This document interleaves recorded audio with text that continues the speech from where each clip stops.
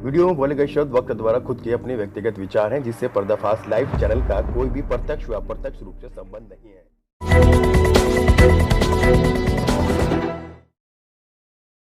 इस वक्त हम लोग मौजूद हैं दिल्ली के कनॉट प्लेस एरिया में। मेरे साथ कुछ लोग मेरे को मिले जिन्हों के मैंने शरीर पर देखा कुछ बैनर टंगे हुए अखिल भारतीय परिवार पार्टी, और ये लगातार मैं देख रहा हूँ कि पेट्रोल के दाम को लेकर लोगों के बीच में अवेयरनेस करना है, काम कर रहे हैं।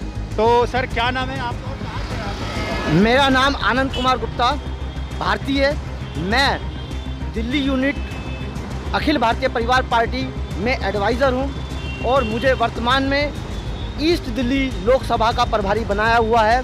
हम जनता की जो दिक्कतें हैं वो सरकार तक पहुंचाने के लिए और लोगों को जागरूक करने के लिए ये कार्यक्रम कर रहे हैं। अगर जनता जागेगी तो सब समस्याओं का समाधान सरकारों से ले सकती है। आज सरकारों ने ऐसी नीतियां बना दी है, खास तौर से मीडिया को ख़त्म कर दिया है। जब मीडिया ख़त्म हो जाता है, जिसे लोकतंत्र का चौथा स्तंभ कहा जाता है, अब चौथे स्तंभ में चाहे वो प्रिंट मीडिया हो चाहे इलेक्ट्रॉनिक मीडिया हो, दोनों केवल एडवर्टाइजमेंट का काम कर रहे हैं, केवल मोदी जी का गुणगान करते हैं, कोई ठीक रिपोर्ट देते नहीं। तो लोकतंत्र की हत्या हो रही है। तो हमें खतरा ये है कि कभी लोकतंत्र ही ख़त्म ना हो जाए।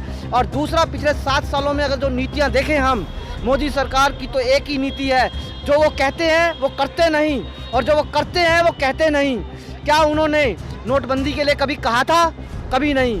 क्या उन्होंने कभी पब्लिक सेक्टर यूनिट्स को बेचने के लिए कहा था? कभी नहीं। क्या उन्होंने कहा था कि मैं लोगों का रोज़गार छीन लूँगा? कभी नहीं।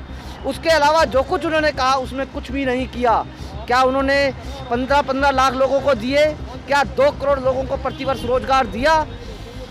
इस तरह और जो इस समय व्यवस्थाएं चल रही हैं उससे हमें खतरा ये है कि अच्छा, एक चीज़ और हम देख रहे हैं, पिछले 7 सालों में मोदी सरकार का एक ही कार्यक्रम है, सत्ता हथियाओ, किसी भी ढंग से सत्ता हथियाओ।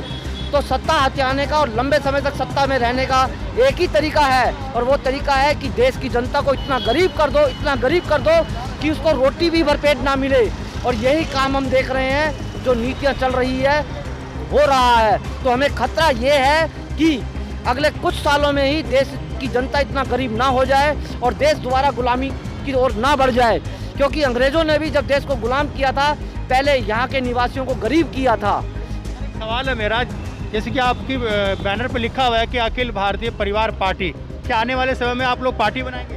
ये पार्टी बनी हुई है। अखिल भारतीय परिवार पार्टी के जो संस्थापक हैं वो हिंदुस्तान के एकमात्र पॉलिटिकल ट्रेनर श्री शाहनवाज चौधरी जी हैं, जिन्होंने केवल 15 साल पॉलिटिशियंस को पढ़ाने का काम किया है। हिंदुस्तान की ऐसी कोई पॉलिटिकल पार्टी नहीं है जिसमें इनके स्टूडेंट्स ना हों। इससे जुड़ा एक सवाल हो रहा है मेरा कि जब भी कोई पार्टी आती है वो इस तरह के मुद्दे लाती है, आम बातें, पब्लिक की बातों को कहती है, फिर उसके बाद वो अपनी पार्टी बनने के बाद वो अपने रास्ते हो जाती है।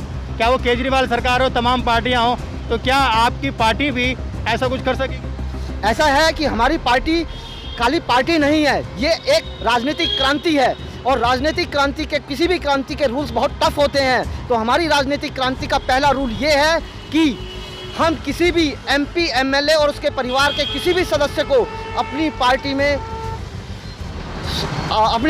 में लीडरशिप के लिए नहीं रखेंगे। उन्हें लीडरशिप के लिए बिल्कुल नहीं रखा जाएगा। दूसरी बात, जो आदमी एक बारी पार्टी छोड़ के चला जाएगा उसे ज़िंदगी भर दोबारा पार्टी में नहीं लिया जाएगा। तीसरी बात, हमारी पार्टी में एडमिट होने का लीडरशिप के लिए उसे 4 टेस्ट पास करने पड़ते हैं। देखिए, पार्टी के बारे में हम बताइएगा, लेकिन आज का मुद्दा ये है कि आप लोग जो यहाँ लोगों को अवेयरनेस कर रहे हैं, ये जो मुद्दा है आपका लोगों के बीच में जागरूक करना, इसको लेकर हम आपसे बात करें। हाँ, पूछिए क्या सवाल है आपका? हमारा यही है कि हमारा कहना ये है कि जो देश में महंगाई बढ़ रही है उसका मूल कारण क्या है? हमारी समझ में उसका मूल कारण जो है वो पेट्रोल डीजल की प्राइसेस हैं। और पेट्रोल डीजल की प्राइसेस बढ़ने का मूल कारण क्या है? वो है इसके ऊपर कस्टम ड्यूटी का बढ़ना। और कस्टम ड्यूटी क्यों बढ़ाई गई है सरकार ने कस्टम ड्यूटी इसलिए बढ़ाई है ताकि वो क्या नाम, अब से 2 साल पहले सरकार ने कॉर्पोरेट टैक्स कम किया, जिसके कारण सरकार के राजस्व में 1,40,000 करोड़ रुपए का नुकसान हुआ। अब इस नुकसान को भरना था, अगर नहीं भरते तो सरकार कैसे चलती? तो उनको सबसे आसान तरीका यही नज़र आया कि पेट्रोल और डीजल पे कस्टम ड्यूटी बढ़ा दो।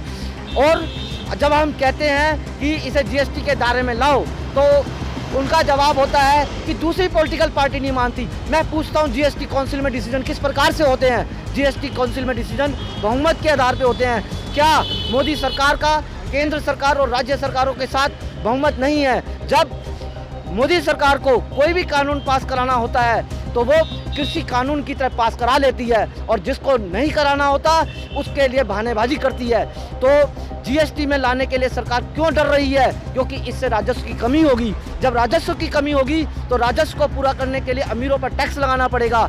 अमीरों पर टैक्स क्यों नहीं लगा पा रही? क्योंकि ये उनके लल्ले हैं। अगर अमीरों पर टैक्स लगाएगी तो उनसे डोनेशन कैसे लेगी? और इसीलिए मोदी सरकार ने एक काम और किया कि हमें डोनेशन कहाँ से मिल रही है इलेक्टोरल बॉन्ड के रूप में, हम नहीं बताएंगे। किसी को बताने की जरूरत नहीं है कि इलेक्टोरल बॉन्ड से पैसा कहाँ से आ रहा है, कौन कौन दे रहा है, कितना दे रहा है। तो ये जब हम सत्ता में आएंगे तो हम कानून बना करके ये कंपलसरी करेंगे कि 1 महीने में इलेक्टोरल बॉन्ड के रूप में जितना पैसा आपने इकट्ठा किया है किसी भी पॉलिटिकल पार्टी ने पिछले 20 सालों में, वो बताना पड़ेगा। अगर नहीं बताते हो तो वो सब देशद्रोही हैं। उनका और उनके परिवार की सारी संपत्ति नेशनल प्रॉपर्टी होगी।